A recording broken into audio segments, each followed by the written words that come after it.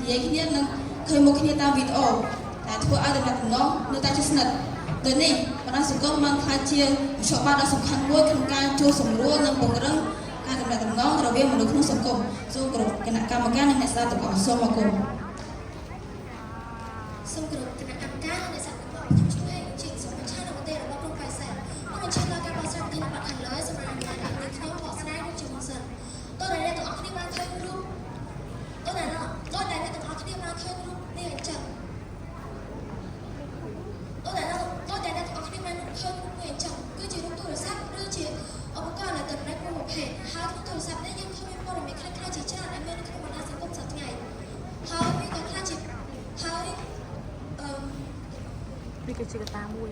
វាហើយវាក៏កត្តាមួយហើយវាក៏ជាកត្តាខ្ញុំភ័យទៅកត្តាមួយកត្តាមួយ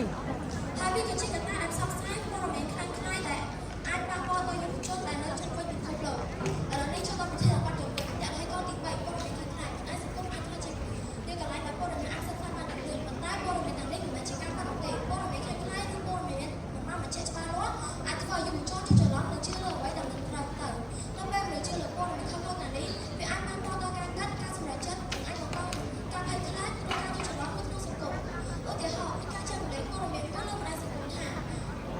មានគ្រោះថ្នាក់ធំកើតឡើងនៅកន្លែងណាមួយឬមានជំងឺថ្មីកំពុងរីករាលខ្លាំងប៉ុន្តែព័ត៌មានទាំងនេះមិនមែនជាការបាត់បង់ទេយុវជនជាច្រើនបានជឿនិងចែករំលែកទៅមិត្តភ័ក្តិដែលបានមានអ្នកមកប្រភពព័ត៌មានបានច្បាស់លាស់លទ្ធផលគឺមានជាច្រើនក៏មានការភ័យខ្លាចនិងយល់ច្រឡំដូច្នេះបណ្ដាញសង្គមអាចក្លាយជាមធ្យោបាយផ្សព្វផ្សាយព័ត៌មានខ្លាំងៗដែលអាចប៉ះពាល់ដល់ការយល់ដឹងឬការកាត់របស់យុវជនសូមអរគុណមុននឹង